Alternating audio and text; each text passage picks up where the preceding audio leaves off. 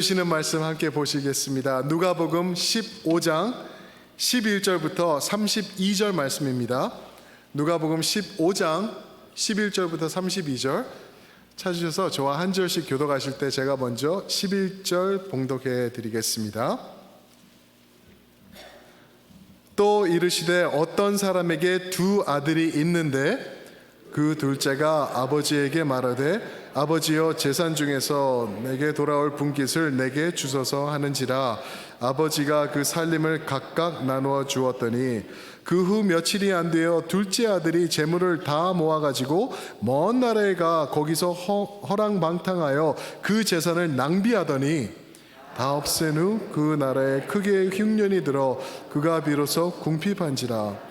가서 그 나라 백성 중 한 사람에게 붙여 사니 그가 그를 들로 보내어 돼지를 치게 하였는데 그가 돼지 먹는 쥐염 열매로 배를 채우고자 하되 주는 자가 없는지라. 이에 스스로 돌이켜 이르되 내 아버지에게는 양식이 풍족한 품꾼이 얼마나 많은가. 나는 여기서 주려 죽는구나. 내가 일어나 아버지께 가서 이르기를 아버지 내가 하늘과 아버지께 죄를 지었사오니 지금부터는 아버지의 아들이라 일컬음을 감당하지 못하겠나이다. 나를 품꾼의 하나로 보소서 하리라 하고 이에 일어나서 아버지께로 돌아가니라.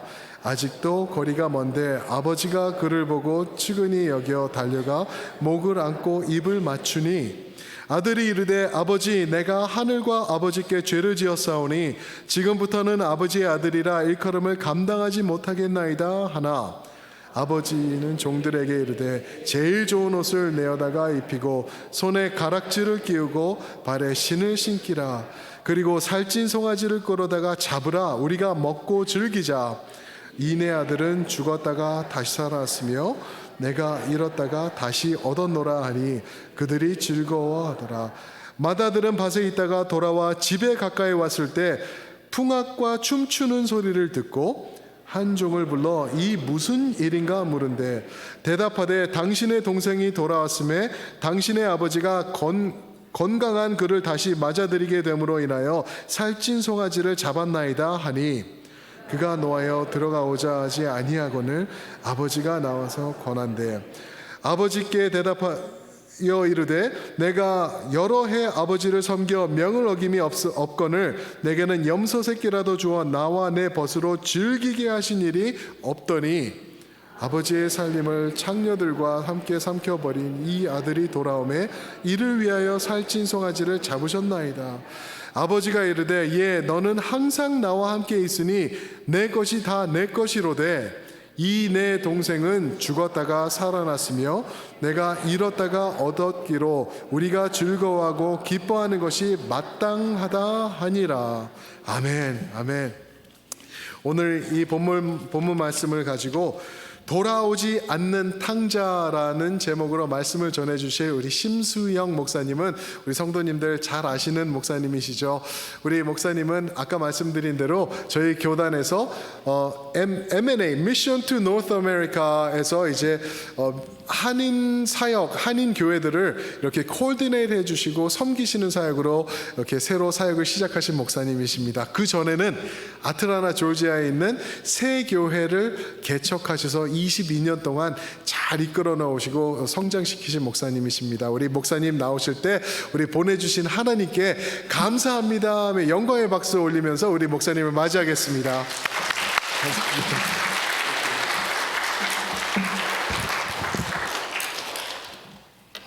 대단히 반갑습니다.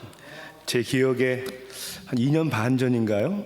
주말 부흥 집회 강사로 제가 여러분들을 섬긴 적이 있죠.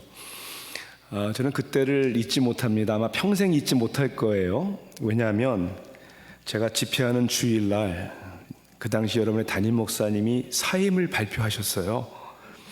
그래서 제가 생각할 때 아니 이 교회에 은혜를 끼치러 좋은 소식을 전하러 왔는데 하필 제가 온 날 사임을 발표하시면 어떡하나 라고 황당했던 생각이 조금 납니다. 그런데 우리 신실하신 하나님은 그 모든 일을 통해 또 합력하여 선을 이루시는 줄 믿습니다. 제가 1년 거의 매번 한국 나가면 최 목사님과 만나서 짜장면 먹고 커피도 마시고 교제합니다. 잘 계시고요. 또 첼트넘 장로교회는 또 좋은 신실하신 목사님을 또 여러분들이 함께 섬기게 되어서 정말 축하드립니다. 저에게도 많은 변화가 있었어요. 말씀 목사님 하신 것처럼 이제 저는 한 교회를 개척해서 22년을 섬기다가 작년 7월 말에 사실 갑작스러운 결정이었는데 사임을 하고 이제 9월부터 이제 꼭 1년이 되었습니다. 한인 사역 코디네이터로 섬기고 있습니다. 우리 PCA 교단은 88개의 노회가 있는데요. 그 중에 9개가 한인 노회입니다. 그리고 약 1,800개의 교회 가운데 우리 한인 교회가 300개 정도, 그리고 4,800명의 전체 목회자들 가운데 우리 한인 2세들을 포함한 한인 목회자가 약 700명입니다. 제가 하는 일은, 저는 우리 교단에 이렇게 큰 교단인데도 한국어권 스태프는 유일하게 저 혼자입니다. 국내 선교위원회 미션 투 노스 아메리카가 하는 간단한 3가지 설명하자면, 새로운 교회들을 개척하는 일이고요. 지금도 개척돼야 할 교회들이 필요합니다. 두 번째는 기존 교회들이 지금 PCA의 80% 이상이 정체 또는 이게 교회가 감소되고 있어요. 어떻게 하면 기존 교회들이 성장할 수 있을까, 부흥할 수 있을까, 이런 사명을 감당하고 있고요. 마지막 3번째는 교회들이 개교회주의에 너무 빠지지 말고 연합해서 함께 일할 수 있는 일들이 무엇일까. 이미 M&A 안에서는 너무나 많은 일들이 일어나고 있는데 우리 한인교회들이 이에 함께 동참하고자 하는 이런 사명을 감당하고 있습니다. 참 비전을 가지고 시작했지만 부족하니까요. 여러분들이 기억해 주시고 또 기도해 주시기를 부탁을 드립니다. 잠시 기도하고 말씀 전하겠습니다. 사랑의 하나님, 오늘도 우리는 하나님의 음성을, 말씀을 듣기를 원합니다. 너희가 진리를 알지니 진리가 너희를 자유케 하리라. 오늘 하나님의 말씀으로 우리의 생각을 변화시켜 주시고, 잘못 걸어가고 있는 우리의 인생의 방향이 있다면 하나님 말씀으로 바로 세워 주시옵소서. 성경의 저자이신 성령님께서 오늘 전하는 자나 듣는 온 성도님들 위해 오늘도 은혜를 부어주시기를 원합니다. 예수님의 이름으로 기도합니다. 아멘. 우리가 오늘 읽은 성경 본문 말씀은 성경을 잘 모르는 사람들에게도 굉장히 익숙한 내용입니다. 예수님이 가르치실 때 자주 사용한 비유 중에 어떻게 보면 가장 유명하고 감동적인 비유 중에 하나죠. 비유라는 것은 간단한 이야기를 통해서 어떤 가르침, 어떤 교훈을 설명해 주는 것입니다. 오늘의 비유를 우리가 이렇게 쉽게 이야기할 수 있는 것이죠. 아들이 둘이 있었는데 둘째 아들이 아버지에게 나의 유산을 주세요. 아버지는 글쎄 무슨 생각인지 뻔히 아실 텐데 아들에게 유산을 줍니다. 성경은 며칠이 안 돼서, 오래 가겠습니까? 먼 나라로 갑니다. 부모를 떠나고 싶은 거죠. 내 마음대로 한번 살아보겠다. 가서 다 탕진합니다. 엎친 데 겹치고 가뭄이 들어요. 그래서 그 나라 백성 중에 한 사람에게 빌붙어 사는데 들에 나가서 돼지를 치는데 돼지들이 먹는 음식조차도 주는 사람이 없어서 굶주리고 있는 거예요.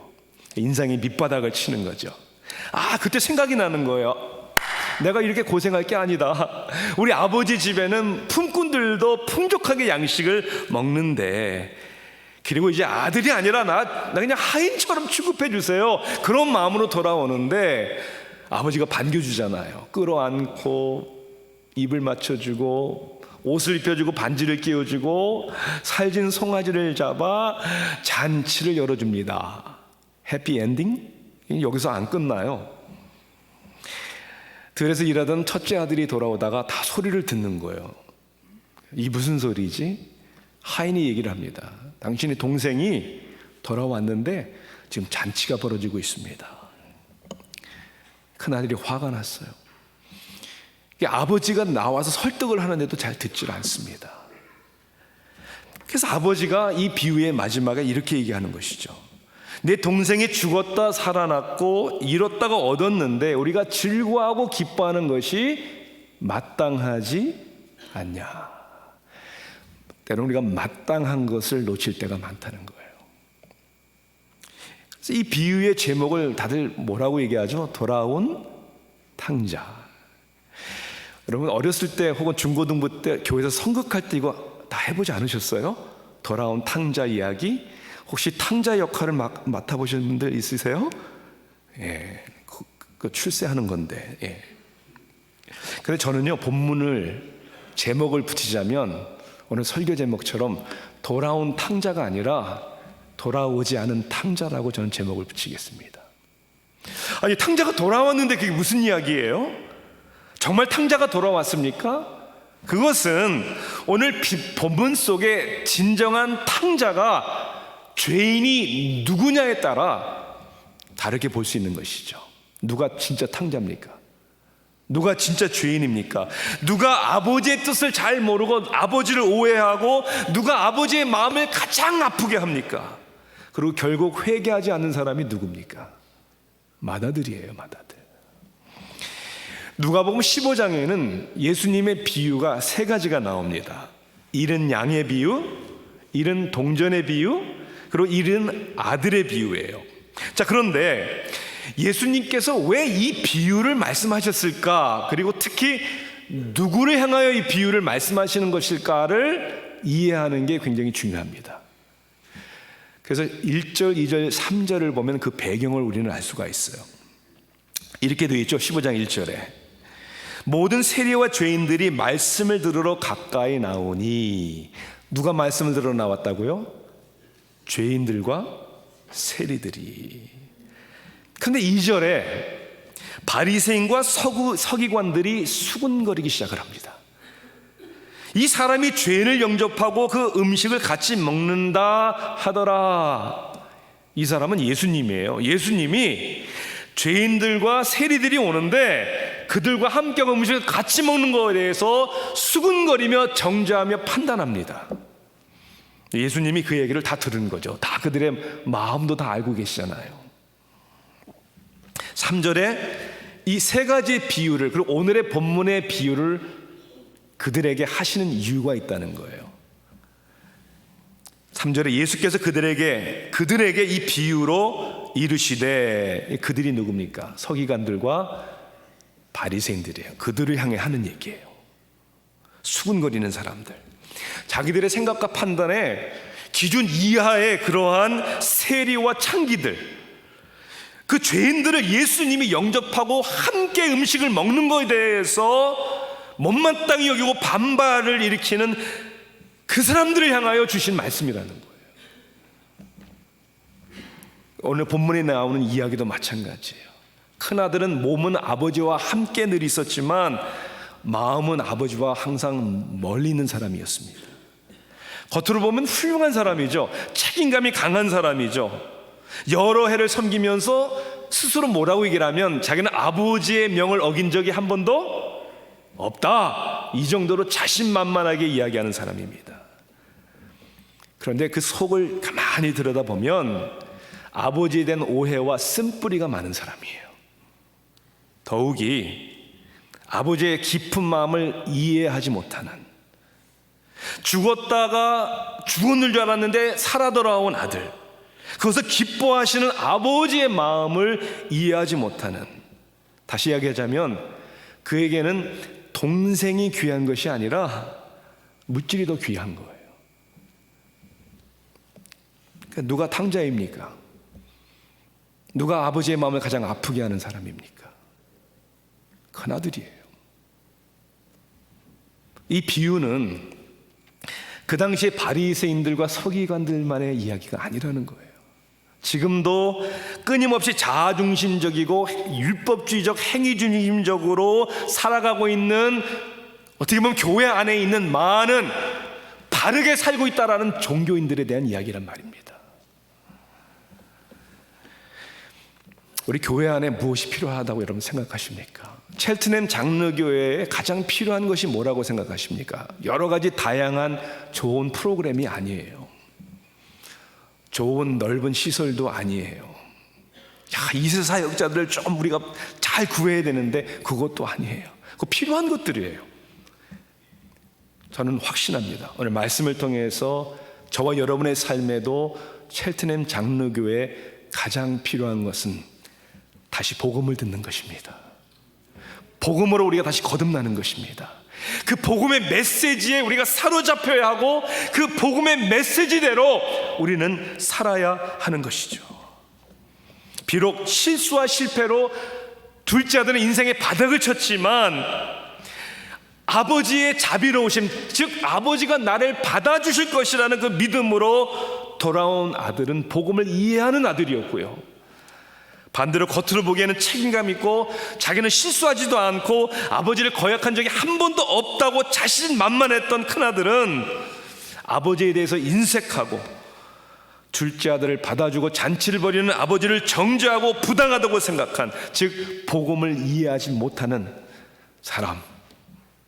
여러분은 어떻습니까? 저는 오늘 말씀을 통해 복음이 우리의 삶에 어떠한 변화와 능력을 주는지를 한번 살펴보기를 원합니다. 첫째는 복음은요, 저와 여러분의 삶에 올바른 가치관을 형성해 줍니다. 여러분, 가치관이라는 게 뭐예요? 우리의 삶에 뭐가 중요한가에 우선순위와 질서를 세우는 것이잖아요. 이렇게 설명할 수 있을까요? 우리는 우리의 삶의 모든 것에 가격표를 붙여요. 중요한 것일수록 우리는 더 많은 가격을 붙이겠죠. 그리고 우리는 그것을 위하여 대가를 치르고 그것을 우리의 소유로 삼으려고 부단히 노력을 하는 것이죠. 그런 의미에서 여러분의 삶에 가장 중요한 것은 무엇입니까? 개인적으로만이 아니라 첼트넘 장로교회가 타협하지 말아야 할 정말 중요한 가치관이 뭐냐는 거예요. 우리 본문의 두 아들을 한번 살펴보십시다. 자, 둘째 아들, 이 둘째 아들도 처음의 가치관은 물질과 쾌락이었습니다. 그렇잖아요. 그러니까 아버지에게 뭘 달라고요? 자기의 유산 분깃을 주세요. 왜? 아니, 뭐니 해도 세상에서 머니만 있으면 된다. 이 돈만 가지면 내가 하고 싶은 거 다 하고 내 쾌락을 한번 누려보겠다. 그래서 그 돈을 가지고 먼 나라로 간 거죠. 인디펜던트 돼보겠다는 거예요. 간섭 안 받겠다는 거예요. 내가 주인이 되어서 내가 물질로 한번 내가 즐겁게 살아보겠다. 허랑방탕하게 살았다고 그래요. 영어 NIV에 보니까 그가 어떻게 살았냐면 이렇게 표현하더라고요. Living wild living. wild라고 써 있어요. 상상해 가요, 어떻게 살았는지. 이런 가치관을 가지고 사는 사람들이 교회 안에도 있어요. 축복받으면 제일인 것처럼. 근데 이 물질이 최고인 줄 알았던 둘째 아들이 탕진을 하고 빈털터리가 된 다음에 가뭄이 옵니다. 그렇죠? 때는 우리의 인생에 가뭄이 오는 게 축복이에요. 믿으십니까? 네. 가뭄이 오고 빈털터리가 되고 인생의 밑바닥을 치니까 이제 비로소 생각하고 깨닫기 시작하는 거예요. 먹을 것만 있으면 참 족하겠구나. 아버지를 생각합니다. 우리 아버지는 자비로우시고 우리 아버지 집은 종들도 풍족하게 먹는데 아버지와의 관계가 회복되는 것이 중요하다는 것을 깨달은 것이죠. 자, 첫째 아들은요, 역시 첫째 아들의 가치관도 물질이었습니다. 그러니까 아버지의 유산을, 재물을 탕진한 동생을 용납하지 못하는 거예요. 아니 저렇게 망하고 다 까먹은 왜 죄를 왜 받아주시는 거야?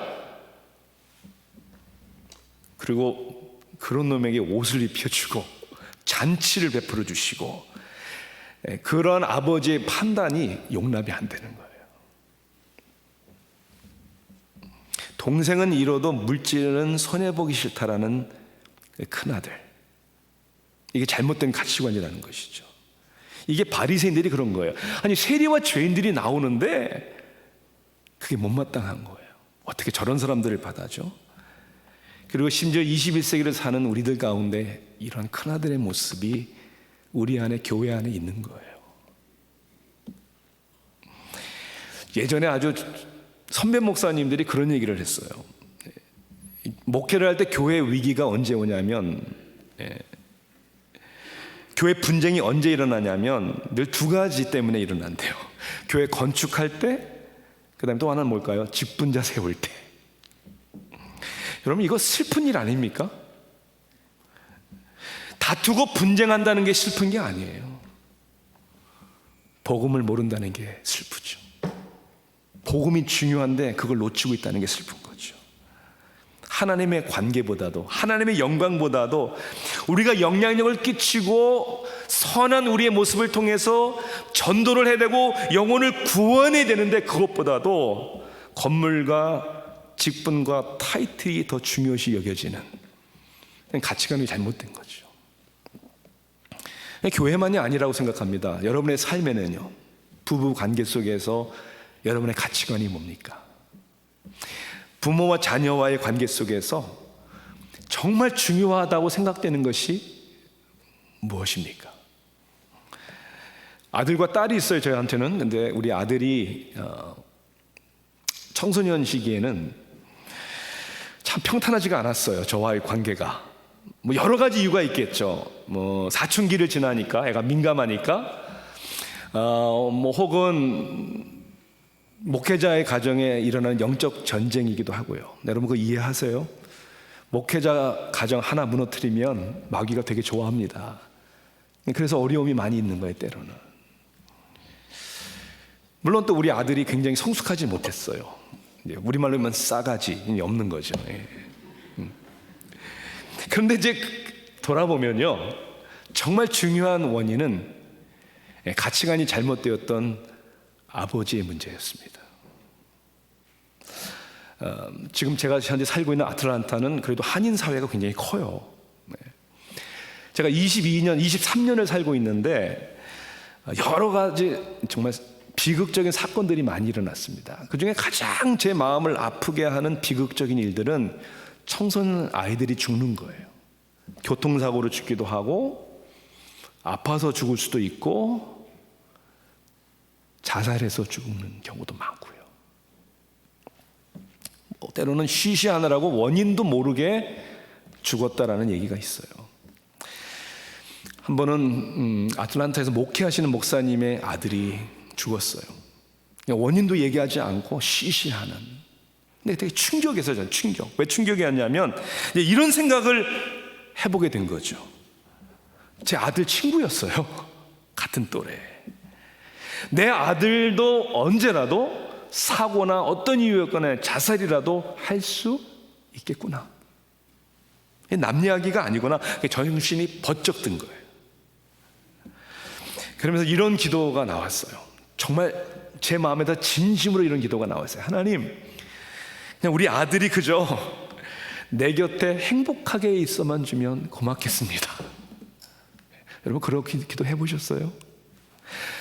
내 아들이 내 곁에서 행복하게만 있어주면 고맙겠습니다라는 기도를 하니까 다른 거는 별로 중요하지 않더라고요. 이제는 잔소리도 좀 덜 하게 되고. 제가 설교를 준비를 했는지 모르겠지만 이 본문 말씀을 제가 묵상을 하다가 주님이 저에게 이렇게 질문해 주셨어요. 제 마음에. 이 아들이 돌아오는 이 아버지와의 이야기를 통해서 제 마음에 이런 질문이죠. 저한테 네가 아버지라면 그 아들이 돌아왔겠냐? 순간 전 확고하게 답이 나왔어요. No, 아니요. 왜냐하면 아들이 인생의 밑바닥을 칠 때 돌아오고 싶어도 아마 저 때문에 돌아오지 못했을 거요. 왜냐하면 또 잔소리하고 또 그거 봐 이러면서 또 할 테니까.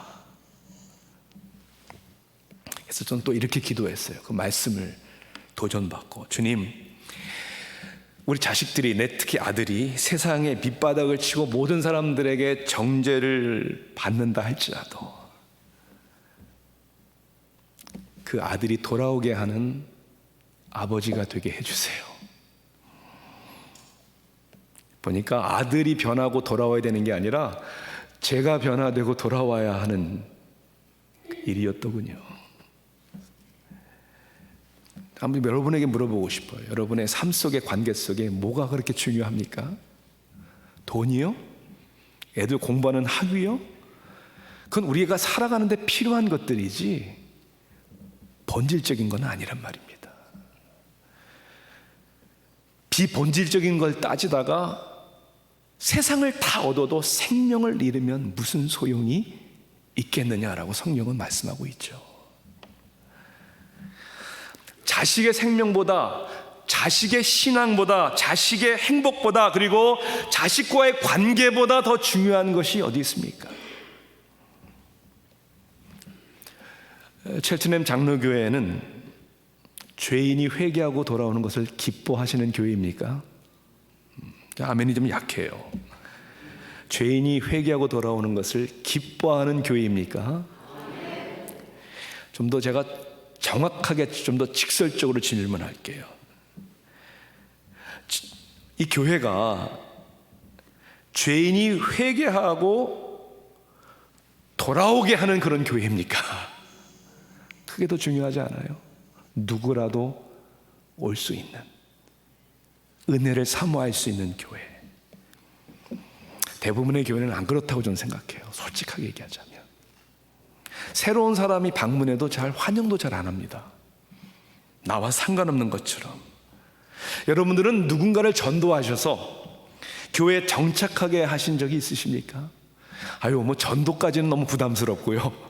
교회에 새로 오신 분을 여러분들이 환영해주고 관심하고 친구가 되어주시고 이 교회에 잘 정착할 수 있도록 여러분 그렇게 열매를 맺어보신 적이 있습니까? 솔직히 우리는 맏아들 같지 않다고 얘기하지만 우리의 태도와 삶 속에는 맏아들과 같은 모습이 너무 많아요. 복음은 무엇이 중요한가 우리의 가치관을 변화시켜줍니다. 믿으십니까? 복음은요 또한 우리에게 바른 믿음을 줍니다. 오늘 본문의 이야기는 또한 믿음의 이야기예요. 즉 나는 무엇을 혹은 누구를 신뢰하느냐의 믿음의 문제입니다. 둘째 아들은 첫째는 자기를 의지하고 자기의 판단을 믿었어요. 그렇죠. 그러니까 실패를 경험하면서 결국 깨달은 것은 이게 나를 믿어서는 안 되는 거구나. 내 판단이 잘못됐구나. 그리고 아버지를 생각하게 된 거죠. 아버지의 자비를 믿은 거죠. 첫째 아들도 마찬가지예요. 이 아버지와 함께 살고 있지만 아버지를 믿지 못합니다. 맏아들은 동생에게 유산을 나누어준 아버지를 판단을 믿지 못하고요. 그리고 자기의 판단해 보니까 이건 말도 안 되는 거예요. 어떻게 그 아들을 받아주고 잔치를 베풀어줘? 왜냐하면 맏아들은 자신의 판단과 의지를 철저하게 옳다고 믿었기 때문에 그런 거예요. 나는 저렇게 안 살아. I don't make that kind of mistakes. 나는 그렇게 실수 안 해. 어떻게 저렇게 살아? 이게 다 자기 중심적인 사람들의 이야기예요. 그리고 자기 행위 중심의 사람들은 자기가 받고 누릴 수 있는 권리를 늘 주장합니다. 이게 얼마나 어리석고 위험한 것인지를 우리는 말씀을 통해서 깨달아야 되는 거예요. 팀 켈러 목사님이 MSNBC에서 세상 방송국이잖아요. 인터뷰 가운데 이런 얘기를 했어요. When you make your work your identity, 만약에 당신의 행위를, 당신의 정체성을 행위에 둔다면 If you are successful, it destroys you. 성공해도 당신을 망하게 할 것이다. Because, 왜냐하면 it goes to your head. 성공하면 잘나면 교만해서 망할 것이고 If you're not successful, it destroys you. 성공하지 못해도 역시 망할 것이다. Because, 왜냐하면 it goes to your heart. 실패하면 거기에 우리의 정체성을 들면 마음이 상실될 것이기 때문에. 그러니까 행위 중심의 우리의 정체성은, 우리의 믿음은 잘 돼도 망하는 것이고 잘 안 돼도 망하는 거예요. 그런데 적어도 인생에 실패해 본 사람들은요, 자기가 부족하다고 아는 사람들은요, 그것을 깨닫고 그래도 회개하려고 하는 마음이 있어요. 제일 힘든 사람이 누군 줄 아세요? 정말 잘난 사람들이에요. 아니, 잘났다고 생각하는 사람들, 자기는 그러한 실수 하나 하지 않는다고 생각하는 사람들, 구원의 필요성조차, 회개의 필요성조차 못 느끼는 사람들, 그게 마다들이죠. 우리가 세상 사람 관계 속에서도 가장 꼴불견이 누구냐면요, 자기로 가득 찬 사람이잖아요. 자기만 아는 사람. 하나님 앞에 가장 악한 사람이 누군 줄 아세요? 하나님이 필요 없다고 생각하는, 즉 자기로 가득한 사람입니다. 여러분은 죄의 정의를 어떻게 내리십니까? 죄가 뭡니까? 하지 말아야 할 것을 하고 해야 할 것을 안 하는 것, 그건 죄의 증상이에요. 죄는 그 원인이 더 중요한 거예요. 그래서 sin, 죄, S-I-N, what's in the middle? 다 같이 I, 내가 중심에 있는 게 죄예요. 내 의지로, 내 판단으로 내가 원하는 대로 살아가려고 하는 그 죄. 정말 우리 인간에게 자랑할 만한 것이 있습니까? 나 자신을 믿으면 다 되는 겁니까? 그것처럼 어리석은 것이 어디 있습니까? 제가 어렸을 때 신앙생활을 하면서 첫 번째 비유인 잃은 어린 양의 비유를 읽고 어린 나이여서 그런지 잘 이해가 안 됐어요. 이해가 안 됐다기보다는 잘 용납이 안 되는 거예요. 왜냐하면 100마리의 양이 있는데 한 마리의 양이 길을 잃었잖아요. 그렇죠? 목자가 어떻게 했다고요? 99마리의 양을 어떻게 해요? 놔두고 예. 어디다 놔두었냐면 들에 놔뒀다고 그래서 들에 놔뒀다고 그랬어요. 저만 그랬는데 보려면, 아니 뭐 우리 안에다도 놓지 왜 들에다 그냥 놓고 한 마리 어린 양, 잃은 양을 찾아 나서나, 이런 생각을 한 거예요. 아니 우리 99마리 양 잘 있으니까 우리를 잘 돌봐주셔야지, 지가 잘못해서 길을 잃고 떠났는데 It's not fair. 와, 제가 목회를 할 때도 그렇게 얘기하는 성도님들이 얼마나 많은지 몰라요. It's not fair. 나중에 제가 이걸 깨달은 적이 있어요. 복음을 잘 몰랐을 때. 여러분, 99마리의 양들이, 우리들이 한 마리의 잃은 양을 찾아 나서시는 목자를, 즉 예수님을 위하여 우리는 박수갈채를 보내야 되는 거예요. 아멘. 막 응원해야 되는 거예요. 예수님, go find him. 가서 찾으세요.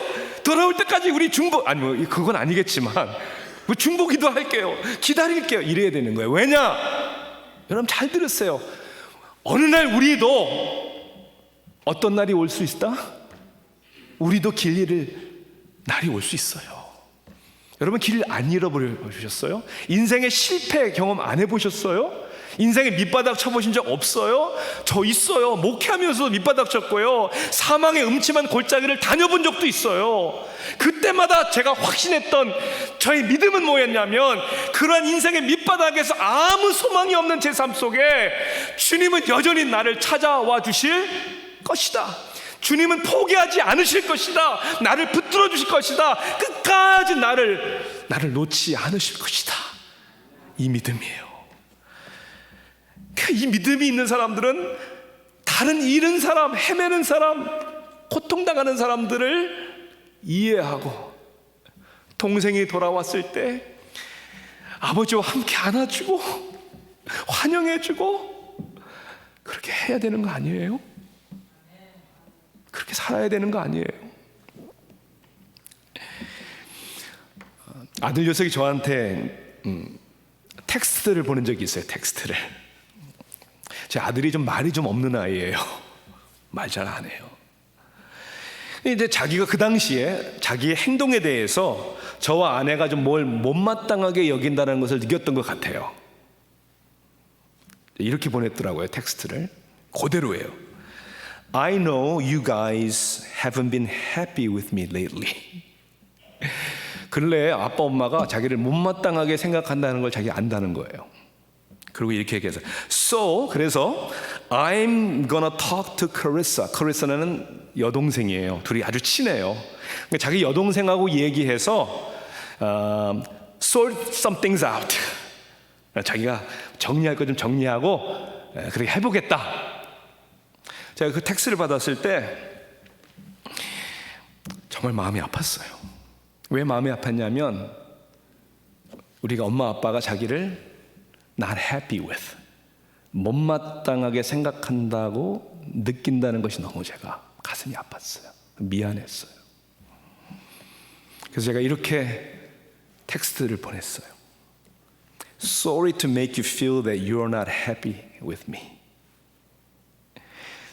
우리가 너를 못마땅하게 여긴다라고 느끼게 해서 미안하다. 진짜 미안하다. But we are. 근데 우리 굉장히 행복해. Truly we are happy with you. 엄마 아빠는 너를 정말 행복해 하고 있어. Regardless of what you do or what you don't do. 네가 뭘 하든지 뭘 하지 않든지 상관없이 엄마 아빠는 행복해. But 그러나 we are still struggling with fear.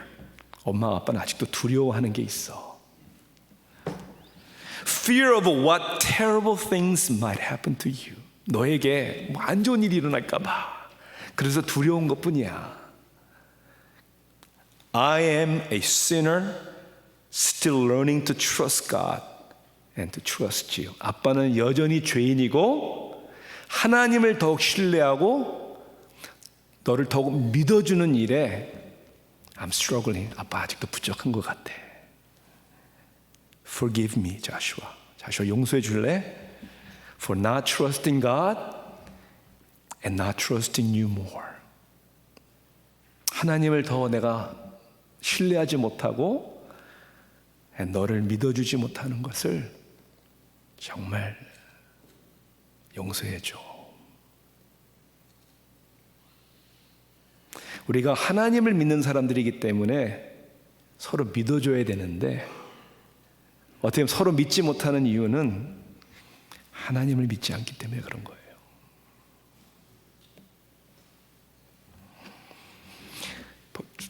비록 오늘 본문의 말씀이 비유지만은 아버지는 아들이 돌아올 것을 믿었다고 저는 생각합니다. 먼데도 아버지가 먼저 아들을 보잖아요. 둘째 아들이 믿음을 가지고 아버지께 돌아왔다는 것보다는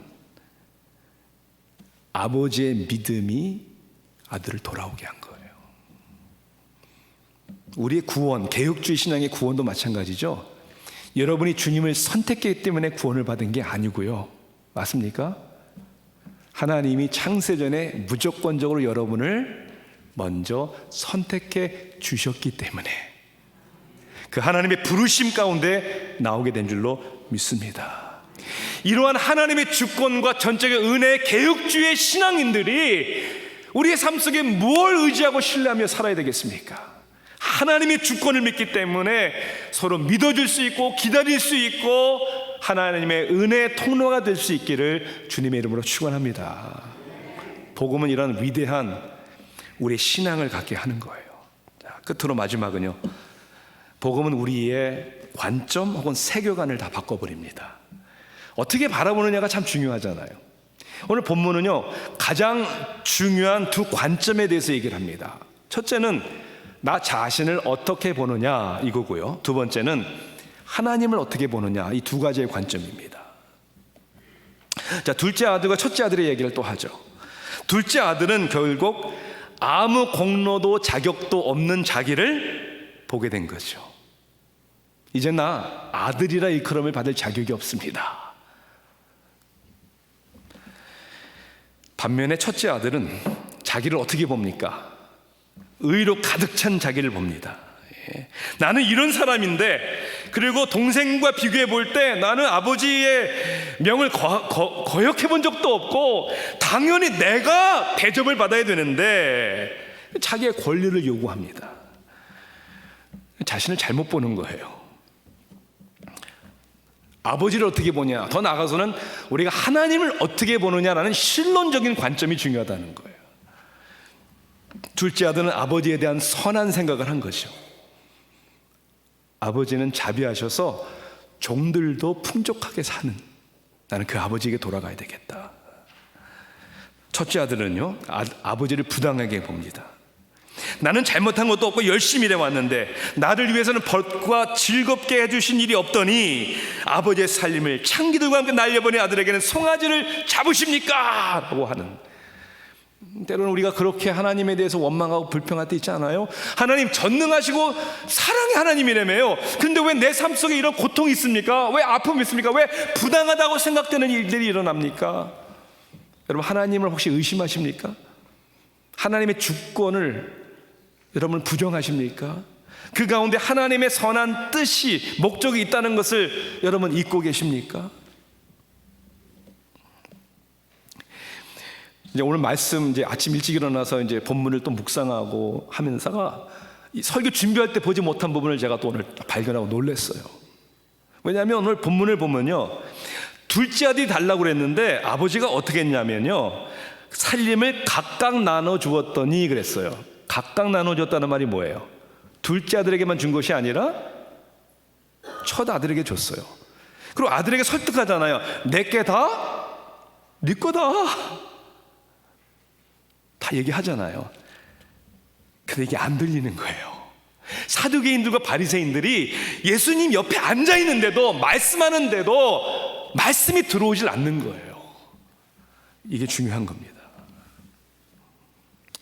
여러분, 말씀이 들어오세요. 복음이 누구에게 주시는 말씀이라고 여러분 생각하십니까? 나 자신이잖아요. 나에게 주신 말씀. 공로 없고 자격 없는 게 바로 나다. 연약한 게 나다. 제가 23년 전에 아틀란타를 이제 이사 올 때 알게 된 칼 앨리스라는 미국 분이 계세요. 그래서 교제를 많이 나누었는데, 키도 크시고요, 아주 진짜 남자다운 성격에 베트남 전쟁에 참전했던 미 해병 장교이십니다. 네. 제가 섬기던 교회 성도는 아니었지만은 그가 이제 항암 투쟁을 2번이나 하셨어요. 첫 번째는 성공적으로 하셨고, 두 번째 이제 병원에 입원하셨다는 얘기를 듣고 제가 병원 신방을 갔어요. 딱 가니까 경험이 많으니까 느낌 있잖아요. 이제 이 마지막이구나. 이제 곧 가시겠구나. 산소 호흡기를 끼시고 숨도 제대로 쉬지도 못하시면서 저에게 이렇게 아주 작은 목소리로 얘기를 하시는 거예요. 자기 삶에 두려움이란 없었대요, 이제까지. 베트남 전쟁에서 총알이 빗발처럼 쏟아지는데도 자기는 두려워하지 않았대요. 근데 이제는 두렵다는 거예요. 자신도 아는 죽음을 앞두고 I am so afraid. 두려워요. 제가 그분의 손을 꼭 잡고 이렇게 얘기를 했어요. It's okay to be afraid. 두려워하는 거 괜찮아요. 우리 다 두려워할 수 있어요. 두려워하는 자체가 문제가 아니고, 우리가 두려울 때 우리가 누구를 찾아갈 것인가, 두려울 때 누구를 의지할 것인가, 그 두려움 가운데 주님을 의지하세요. 그리고 제가 손을 꼭 잡고 찬송가를 불러드렸어요. 얼마 후에 그분이 돌아가셨다는 이야기를 부인으로부터 연락을 받았어요. 근데 저한테 이게 부탁을 하더군요. 장례식 때 저보고 와서 찬송가 특송을 해달라는 거예요. 제가 병실에서 불러드린 찬송가가 남편에게 너무나 위로가 되고 힘이 됐대요. 그래서 자기 남편도 굉장히 기뻐하실 거라고. 제가 목회를 하면서 장례식 많이 해봤는데 장례식 특송을 해본 적은 한 번도 없어요. 그래서 제가 기꺼이 가겠다고. 뭐 대부분 미국 분들인데, 가서 잠깐 왜 내가 이 찬송가를 하게 됐는지, 뭐 복음성가 가수도 아니고 설명을 잠깐 간증을 한 다음에 거기서 영어로 한국말에게 제가 찬송을 했어요. 이제 왜 이 찬송을 그 병실에서 들려드렸냐면, 후렴 영어 가사가 참 제 마음에도 와닿지만 그분에게 정말 위로가 될 거라고 믿었기 때문에 그래요. 446장이거든요. 주 음성 외에는 참 기쁨 없도다. 주 떠나가시면 내 생명 헛되네. 기쁘나 슬플 때 늘 계시옵소서. 영어 가사가 좀 더 퍼스널해요. I need thee, oh I need thee.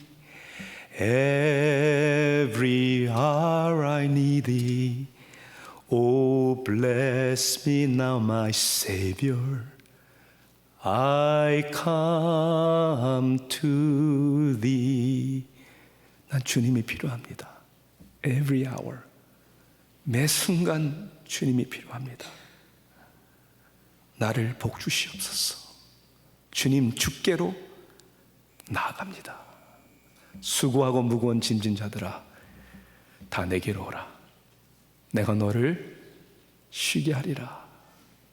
이게 복음이란 말입니다. 지금 고인이 되셨지만 R.C. 스프롤이라는 저명한 신학자는 이렇게 얘기를 합니다. 우리의 삶의 신앙의 문제는, 모든 문제는 이 두 가지를 망각하기 때문이다. 첫째는 우리가 얼마나 죄인이라는 사실을 망각하기 때문이고, 두 번째는 하나님이 얼마나 거룩하고 의로우신 분이라는 것을 망각하기 때문이다. 틀림없습니다. 복음은 우리에게 이것을 깨닫게 하십니다. 그리고 전적인 하나님을 경험하게 합니다.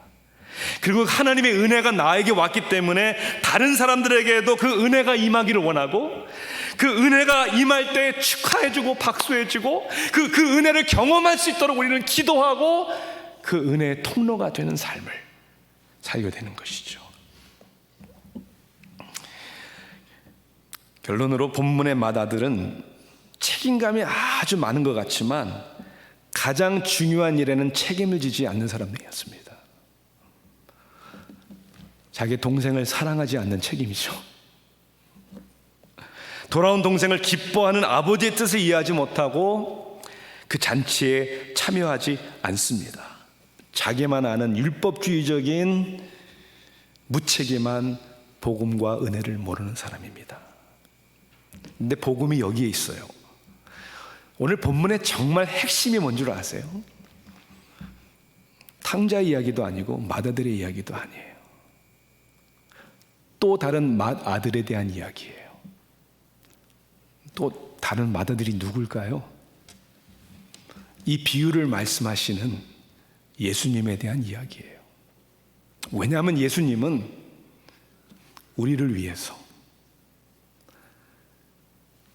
타락하고 하나님을 모른다고 떠난 우리들을 위해서 돌아올 때까지 기다리신 분이 아니라 하늘 보좌를 버리시고 이 땅에 육신의 몸을 입고 오셔서 종이 되시고 죄가 없는 완벽하신 그분이 우리를 대신해서 십자가에 죽기까지 복종하신 것입니다. 우리를 책임지시는 맏아들 되시는 예수님. 그래서 성경 로마서 8장 29절은 우리에게 이렇게 말합니다. 하나님이 미리 아신 자들을 또한 그 아들의 형상을 본받게 하기 위하여 미리 정하셨으니 이는 그로 많은 형제들 중에서 맏아들이 되게 하려 하심이라. 여러분 아시겠어요? 맏아들 되시는 예수님이 여러분을 구원하셨어요. 그리고 맏아들 되신 예수님이 여러분의 안에 계시고 여러분의 삶을 주장하시는 거예요. 그리고 그분이 여전히 여러분을 도우시고 여러분이 은혜의 통로가, 복음의 사도가 되시기를 함께 하시는 줄 믿습니다. 기도하시겠습니다. 참 좋으신 하나님, 다시 한번 이 복음의 말씀을 통해 우리의 가치관을 돌아보게 하시고 우리의 신뢰 대상이 누구인지를 돌아보게 하시고, 하나님 또한 오늘 말씀을 통해 저희들을 회복시켜 주시니 감사합니다. 이 은혜가 우리의 삶 속에 날마다 넘치게 하옵소서. 예수님의 이름으로 기도합니다. 아멘. 우리 이 시간 다 같이 기립하셔서 들으신 말씀 기억하시면서 나 무엇과도 주님을 바꾸지 않으리, 이 찬양 부르면서 우리의 신앙을 한번 주님 앞에 우리 결단하고 우리 세상을 향하여서 나가서 우리 주님 앞에서 사는 우리가 되길 원합니다. 나 무엇과도 주님을 바꾸지 않으리, 다른 어떤 은혜 구하지 않으리. 오직 주님만이 내 삶의 도움이시니 주의 얼굴 보기 원합니다. 다시 한번 고백해 볼까요? 나 무엇과도 주님을 바꾸지 않으리. 다른 어떤 은혜 구하지 않으리. 오직 주님만이 내 삶의 도움이시니 주의 얼굴 보기 원합니다. 함께 고백합니다. 주님 사랑해요.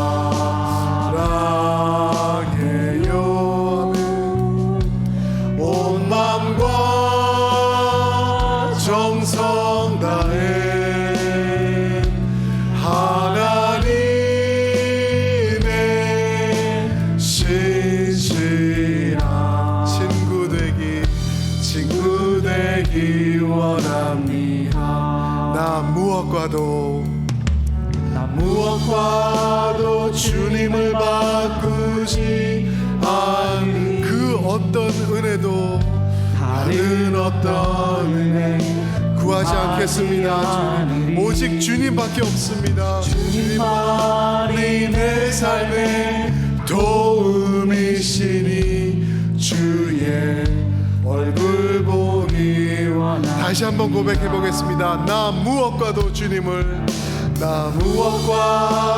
주님을 바꾸지 않으리. 다른 어떤 은혜 구하지 않으리. 오직 주님만이 내 삶의 도움이시니 주의 얼굴 보기 원합니다. 고백할까요? 주님 사랑합니다. 주님 사랑해요. 온 마음과 정성 다해 하나님의 신실한 친구 되기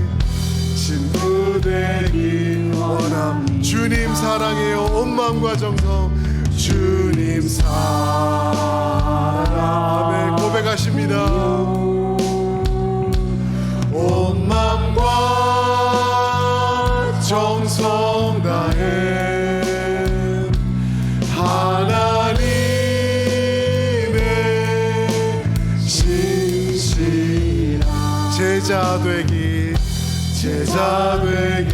원합니다. 아멘. 시간 그렇게 한번 기도하면 좋겠습니다. 우리 말씀 생각하시면서 저 못난 동생 받아주는 아버지 미워요가 아니라 아버지 하나님, 저런 모습이 난데 나를 받아주시는 주님을 봅니다. 나의 교만한 모습 이제 내려놓고 주님을 향해 달려나갑니다.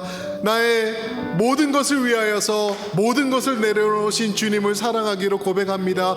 이제 주님과 함께 동행하며 이 땅에서 살겠습니다. 이제 맏아들의 모습 내려놓고 주님을 향해 나아가는 우리 둘째 아들의 모습을 가지고 주님 앞에 서겠습니다. 우리 다 함께 고백하시면서 기도하시겠습니다.